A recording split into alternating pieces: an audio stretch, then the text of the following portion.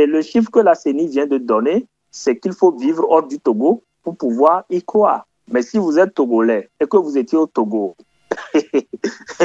le jour des élections, vous comprendrez que c'est vraiment de la contrebande. Dans un certain style, on dirait que c'est de la surfacturation. Et aujourd'hui, la CENI parle de 55%. Et mon observation, les informations en ma possession peuvent me permettre de dire que peut-être qu'il y a eu 5% de participation et la CENI a ajouté un autre 5 à côté pour le mettre à 55%. Vous n'avez aucune preuve pour le dire, Madi Diabaka? Mais est-ce que la CENI elle-même a une preuve pour me prouver le contraire? Chers internautes d'Enjeux d'Afrique, bonjour et merci de nous retrouver une fois encore en débat de la situation politique au Togo. On assiste depuis quelques jours au retour au calme. Ce calme est-il définitif ou seulement apparent? On en discute avec un analyste politique qui est déjà intervenu sur Enjeux d'Afrique pour décrypter la crise avec nous. Il s'appelle Madi Diabaka. Bonjour et merci d'avoir une fois encore accepté notre invitation. Merci, c'est moi qui vous remercie pour l'intérêt pour la question togolaise. Il y a eu des élections locales. La CENI est en train de proclamer les résultats. Le président Faure Gnassingbé, on l'a vu chez lui à Pia, aller assister aux séances d'Evala, cette rencontre annuelle de lutte traditionnelle qu'il adore tant. Est-ce qu'il ne nous donne pas finalement l'impression qu'il n'y a rien au Togo, que tout va bien? Bien évidemment, l'objectif, c'est de dire que tout va bien. Ça a été l'objectif depuis le début pour le gouvernement, c'est de dire que ces manifestations sont organisées par des gens qui sont manipulés et autres. Donc, ils vont continuer dans leur logique qui est celle de montrer que tout va bien. Maintenant, quand on est au Togo et qu'on a la chance d'avoir les informations de ce qui se passe au Togo, on peut convenir que tout ne va pas. Et ce tout ne va pas, c'est un message que les Togolais donnent aujourd'hui, qu'ils soient à l'intérieur ou à l'extérieur. Eux tous donnent le même message, que ça ne va pas. Et c'est peut-être au gouvernement aujourd'hui, peut-être de se réveiller s'il est vraiment connecté aux réalités du pays pour prendre note du fait que ça ne va pas. Mais le reste n'est que de la communication et de propagande pour montrer que Faure Gnassingbé est en train de matérialiser sa 5e République, c'est tout. Mais sur le fond, les gens qui vivent à Lomé, tout comme les gens qui vivent dans les pays voisins ou la diaspora, font savoir que ça ne va pas et il y a des exemples concrets que les gens mettent sur la table. Est-ce que cette série de manifestations qu'il y a eu à partir du 6 juin ne s'inscrit pas dans la longue liste des manifestations contre les Gnassingbé au Togo, des manifestations qui ont pris de l'ampleur à un certain moment, mais qui se sont toutes terminées de la même façon, comme un coup d'épée dans l'eau? Bon, en fait, quelles qu'elles soient, les manifestations au Togo ont toujours été pacifiques et les Togolais, malgré tous les revers au fil des ans, n'ont pas changé de méthode. Ils sont restés toujours dans une approche pacifique de lutte. Donc, ce n'est pas quelque chose de nouveau. La différence aujourd'hui, comme on le dit, c'est que ce mouvement, il rappelle au début des années 90, avec des structures comme le Front des associations pour le renouveau, où à l'époque, il n'y avait pas de multipartisme. Et le jeu a été enclenché par les organisations de la société civile pour aller vers cette transition démocratique. Donc, aujourd'hui, ce qui se passe, c'est qu'elle va plus loin en allant vers des acteurs type nouveaux, qui ne sont pas des acteurs classiques du jeu politique, mais qui sont des citoyens avec une nouvelle carrure, une nouvelle aura, qui essaient maintenant aujourd'hui d'influencer le cours des événements politiques grâce à leur popularité, grâce à leur notoriété, mais surtout en se basant sur le fait quotidien, le vécu quotidien des Togolais pour mobiliser les Togolais autour de la thématique de la contestation de la 5e République qui, pour beaucoup d'entre eux, n'apportera rien de concret, sinon que ce qui a été déjà vécu durant les 20 dernières années sous Faure Gnassingbé. Donc, aujourd'hui, on peut avoir l'impression que c'est toujours la même chose, mais sur le fond, l'approche a changé, les acteurs ont évolué, mais surtout, les moyens utilisés sont devenus plus sophistiqués, plus adaptés. Aujourd'hui, tous les Togolais voyagent. Quand je dis voyage, c'est à travers le VPN. Chaque matin, les Togolais sont connectés avec leur VPN, soit à Luxembourg, soit à New York, soit à autre, pour quand même rester connectés, pour partager leur vécu. Donc, ça vous donne une idée du fait que lorsqu'il y a eu un rétrécissement de l'espace civique, le musellement des partis politiques, l'incapacité d'organiser des manifestations, aujourd'hui, les Togolais peuvent faire tout ça dans le monde numérique et peuvent mobiliser plus que n'importe quel acteur politique aujourd'hui sur le terrain. Est-ce que ces manifestations qui ont commencé depuis le 6 juin ont permis de faire bouger quelque chose dans les revendications que les activistes qui ont lancé ce mouvement ont portées? Mais bien évidemment, aujourd'hui, il faut voir le narratif. Il est à deux niveaux, au niveau du gouvernement. Il y en a qui disent oui, et tout ça c'est vrai, mais il faut faire confiance à Faure Gnassingbé pour régler le problème.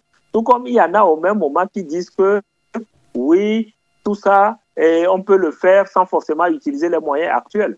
Donc, ça veut dire que les gens sont conscients, et surtout le gouvernement, de ce que ces jeunes apportent. Maintenant, quitte à exiger que ces jeunes rentrent dans un moule ou dans un formatage, c'est là où il y a tout le problème, parce que ces jeunes ne sont pas prêts à, à répliquer les mêmes erreurs faites par les acteurs politiques classiques ou les organisations de la société civile de par le passé. Tout diffère aujourd'hui, tout se joue autour de la méthode et des moyens qui sont utilisés. Mais ça reste centré sur le caractère pacifique de cette lutte. Ces jeunes dont vous parlez, ils ont connu une légère mutation. Avant, c'était simplement des activistes. Ils se sont désormais constitués dans un mouvement qu'on appelle M66, mouvement du 6 juin. Est-ce qu'ils ne sont pas en train de se formaliser pour représenter un interlocuteur valable avec lequel le pouvoir togolais peut discuter? Mais bien évidemment, aujourd'hui, ces jeunes, ils savent s'adapter à leur époque. Et donc, en allant aujourd'hui sous ce format, c'est une façon aussi de dire qu'ils ne sont pas juste des individus. Ils portent une vision, ils portent une dynamique. Mais ça ne changera pas fondamentalement le modus operandi. Parce que ces jeunes, eux, ils ont leur façon de faire. Si aujourd'hui, beaucoup les ont encouragés à se formaliser, oui, ils se sont formalisés, mais ça ne veut pas dire qu'ils vont rentrer dans ce moule que le gouvernement togolais voudrait bien avoir. Et dans tout ça aujourd'hui, si même le gouvernement togolais veut contester la réalité, il y a désormais un mouvement qui est là et qui porte des revendications. Donc il va falloir lui apporter la considération nécessaire qu'il faut. Le gouvernement togolais a justement lancé des mandats d'arrêt internationaux contre les jeunes activistes qui sont dans la diaspora et qui sont les têtes de pont de cette contestation qu'il y a sur le terrain à Lomé. Est-ce que ce n'est pas une façon de mettre la panique dans leur camp? Non, je ne le pense pas forcément, même si c'est ça l'objectif du gouvernement togolais. Ces jeunes étaient déjà conscients de ce dans quoi ils mettaient les pieds en s'engageant. Parce qu'ils ont affiché leur visage depuis le début. Ils savent qu'on les connaît, ils savent qu'on sait qui ils sont. Et malgré cela, ils ont pris le devant. Et ils savent à quel pouvoir ils ont affaire. La plupart de ces jeunes se sont retrouvés aujourd'hui à l'extérieur d'une façon ou d'une autre à cause des pratiques du pouvoir en place. Donc, on ne va pas dire que c'est une diaspora. Ce ne sont pas des jeunes qui sont nés dans la diaspora. Donc, il n'y a rien de nouveau pour ces jeunes. Peut-être que le gouvernement entend intimider, le gouvernement entend agir, mais ces jeunes étaient conscients de tous les enjeux auxquels ils faisaient face. Et je pense que c'est aussi ça, l'une des réalités qu'il faut prendre en considération. Madi Diabakate, parlons un peu des élections locales du 17 juillet dernier. La Commission électorale nationale indépendante a annoncé un taux de participation de plus de 50%. Alors que les activistes, les porteurs de cette contestation contre Faure Gnassingbé ont appelé à boycotter le scrutin, 50% de taux de participation. Est-ce que leur message a été entendu? Est-ce que leur appel n'a pas plutôt essuyé un échec? Je pense que dans l'histoire du Togo, le seul scrutin sur lequel personne ne discutera du taux de participation a été celui du référendum pour l'adoption de la Constitution de la 4e République en 92. Pour le reste, et si vous tenez compte de ceux qui d'ailleurs insistent et qui sont on appelle aujourd'hui les non-participationnistes, il n'y a jamais eu d'élection sans fraude au Togo, sans trucage et sans maquillage. Et le chiffre que la CENI vient de donner, c'est qu'il faut vivre hors du Togo pour pouvoir y croire. Mais si vous êtes Togolais et que vous étiez au Togo le jour des élections, vous comprendrez que c'est vraiment de la contrebande. C'est, dans un certain style, on dirait que c'est de la surfacturation. C'est ce qui a été fait par la CENI. Parce que les feedbacks étaient là, les images étaient là, les gens ont fait le monitoring des lieux de vote, les gens ont suivi la situation de très près et les gens peuvent attester du fait que les Togolais ne sont pas sortis pour voter. Et si par exemple, aujourd'hui la CENI parle de 55%, mon observation, les informations en ma possession peuvent me permettre de dire que peut-être qu'il y a eu 5% de participation et la CENI a ajouté un autre 5 à côté pour le mettre à 55%. Vous n'avez aucune preuve pour le dire, Madi Diabakate? Mais est-ce que la CENI elle-même a une preuve pour me prouver le contraire? Non, justement, il faut qu'on sorte de ce débat de vouloir rentrer dans une sorte de formalisme quand tout ce que les gens font n'a rien de formel. Ce n'est pas les chiffres que les candidats qui étaient sur le terrain ont vus. Les représentants des candidats, ce n'est pas ce qu'ils ont vu. Et donc, cela pose une question fondamentale, une question d'éthique d'ailleurs, quant à ce qu'est la CENI. Mais si vous suivez les différentes discussions, les différents rapports, la question de la CENI a toujours posé problème et elle ne fait que de la confirmer du fait que la CENI, malheureusement, devient un outil du système en place pour, d'une façon ou d'une autre, donner des résultats qui seront bien évidemment, je vous ai parlé de la justice togolaise, qu'il est difficile aujourd'hui de prendre pour une justice indépendante, et va aussi confirmer. Et puis bon, tous sont heureux. Mais sur le fond, je vous dirais en toute âme et conscience que ce qui s'est passé la dernière fois, le taux de participation ne peut pas dépasser 5%. Et quand vous voyez tous les cas de fraude et de bourrage qui ont été rapportés dans plusieurs localités, tout ce que la CENI a publié confirme sa mauvaise foi dans la mesure où la CENI s'est décidée gaillardement pour prononcer un chiffre qu'elle laisse la lourde responsabilité à la Cour suprême de confirmer. Les activistes avaient aussi appelé les opposants à boycotter ces élections locales.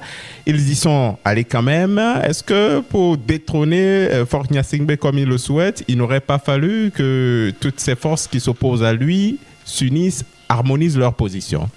Non, je pense qu'il ne faut pas croire que les activistes s'attendaient au lendemain du scrutin, au départ de Faure Gnassingbé. Non, c'est une succession d'activités. Et les opposants, qu'on veuille ou pas, ils sont aussi dans leur agenda républicain. Mais qui devait leur faire passer le message? C'était les électeurs. Et je pense que les électeurs ont fait passer le message qu'il n'y avait pas besoin d'aller encore à ce scrutin. Et donc, les opposants, ils sont dans leur rôle tel que défini par l'achat des partis politiques. Ils jouent dans le formatage dans lequel ils ont été mis. Et les activistes aussi jouent en tenant compte de la nouvelle dynamique. Et la nouvelle dynamique a prévalu et les opposants ont reçu le message, ils en sont désormais conscients. Madi Diabakate, est-ce que vous ne pensez pas que cet épisode de manifestation contre Faure Gnassingbé est ainsi terminé et qu'il s'est soldé par un échec là aussi? Pour ma part et connaissant mon pays, je pense que le processus est en cours. C'est un processus continu. Des gens ont dit au lendemain de août 2017 qu'il n'y aura plus jamais de manifestation au Togo. Ils ont fermé l'espace civique, ils ont revu la loi sur les manifestations publiques, ils ont traqué les opposants, ils ont empêché les partis politiques d'agir. Mais aujourd'hui, on réalise qu'il peut toujours avoir des manifestations au Togo avec des acteurs. Et la particularité du mouvement actuel, c'est qu'il n'est pas incarné par un seul individu ou un seul parti politique.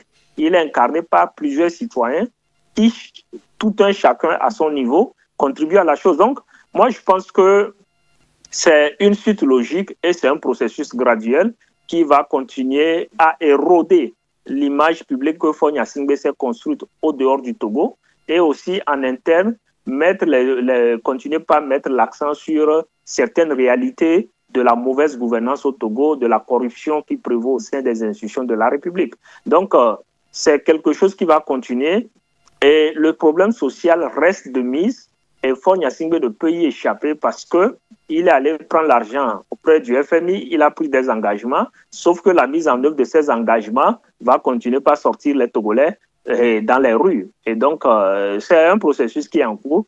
On va devoir l'observer patiemment et aussi méthodiquement parce que ces jeunes démontrent qu'il faut mettre de la méthode dans tout et c'est ce qu'ils sont en train de faire présentement. Alors, vous dites que ces engagements qu'il a pris auprès du FMI vont continuer par mettre les Togolais dans les rues. Est-ce que vous le pensez sincèrement aux manifestations appelées le 16 et le 17 juillet dernier, il n'y a pratiquement eu personne. Est-ce que vous pensez qu'avec les morts qu'il y a eu dans les manifestations, les jeunes seront encore prêts à sortir dans les rues? Deux choses d'abord. Les jeunes ne sont pas venus pour être des martyrs. Les jeunes, ils sont prêts à exprimer leurs préoccupations, ils sont prêts à se battre pour un Togo démocratique et ils vont continuer par le faire sans forcément verser dans la violence où le gouvernement voudrait bien les amener. Ça, c'est la première chose. La deuxième chose, c'est qu'on n'a vu personne se sortir dans la rue pour qu'on le torture ou pour qu'on le réprime, mais au même moment, l'objectif était quoi? C'était celui d'inviter les Togolais à boycotter le processus électoral en cours. Et les résultats, ils sont concrets et visibles. Tout le monde l'admet. Ce qui s'est passé a été pire que ce qu'on a connu de par le passé en termes de boycott. Et donc, ça veut dire que l'impact, il est là. Il ne faut pas attendre que les gens sortent dans la rue, que les gens soient tués avant de dire qu'il y a eu des manifestations. Non. Il y a plusieurs façons de manifester, il y a plusieurs stratégies quand on parle des manifestations. Et c'est ce que les Togolais essaient de ramener aujourd'hui dans le game, en montrant qu'on peut faire avec des nouvelles approches sans forcément répliquer ce qui se fait ailleurs. Et c'est ce que nos interactions avec la plupart des acteurs et autres nous font conclure que la lutte, d'une façon ou d'une autre, aille dans une approche méthodologique. Elle est continue et elle va continuer. Et là où j'aimerais insister, c'est que, attendez-vous, si Faure Gnassingbé s'amuse à augmenter le prix de l'électricité, ça va péter. S'il s'amuse à augmenter le gaz, à revoir tous ces prix, parce que tout ça, c'est déjà dans les recommandations et agreements qu'ils ont eu avec le FMI. Donc, les Togolais les attendent sur ce plan. Et c'est là où tout va se jouer, parce qu'aujourd'hui, le Togolais, quoi qu'on dise, est asphyxié fiscalement, il est asphyxié. Économiquement, personne n'arrive à s'en sortir. Et quand vous prenez le salaire pour les quelques-uns qui ont des emplois, ça ne permet pas de répondre aux besoins les plus principaux et les plus vitaux. Quand vous prenez un SMIC à 35 000, je ne sais pas à quoi ça peut répondre comme besoin ou satisfaire. Et donc, tous ces paramètres sont là et les Togolais, en voyant qu'au même moment, certains peuvent s'offrir des villas en Europe, au Canada, à Dubaï et autres, avec l'argent des deniers publics, il n'y a pas de doute là-dessus. Et c'est normal que la patience aura des limites. La patience aura des limites, dites-vous, mais bon, pour cette phase de contestation, est-ce que vous pensez qu'il y aura une suite? Est-ce que le calme qui est de retour ne va pas régner pour plusieurs mois ou plusieurs années encore? Est-ce que vous savez qu'il y a ce qu'on appelle un calme bruyant? Et c'est ça, en fait. Aujourd'hui, comme je le dis, il ne faut pas voir seulement des mouvements dans la rue, une armée qui sort, des miliciens qui sortent pour tirer sur des gens, pour dire que ça ne va pas. Les gens ne sont pas prêts à rentrer dans le jeu de la violence que le gouvernement veut mettre en place. Mais au même moment, les gens vont continuer par venir avec d'autres moyens, d'autres approches pour faire comprendre au gouvernement que les choses doivent changer, les choses doivent évoluer. Et donc, ce qui est sûr, la lutte, selon les principaux coordonnateurs, continue. Et chaque jour, l'information, parce qu'aujourd'hui, ce qui se joue au Togo, c'est libérer la voix, c'est permettre aux gens de s'exprimer. Et je pense qu'aujourd'hui, c'est assez clair. Cela se passe très simplement, ça continue. Les gens s'expriment. Donc, c'est déjà la première phase. Et les autres phases vont suivre forcément sans suivre les habitudes classiques. Merci beaucoup à vous, Madi Diabakate, analyste politique togolais. Merci à vous d'être une fois encore passé sur Enjeux d'Afrique, nous donner votre lecture sur la situation à Lomé. Merci à vous. Merci beaucoup, c'est moi qui vous remercie. Et voilà, merci à vous, chers internautes d'Enjeux d'Afrique, de nous avoir une fois encore suivis. On se donne rendez-vous pour d'autres entretiens sur la situation politique sur le continent africain et plus précisément dans notre région, l'Afrique de l'Ouest.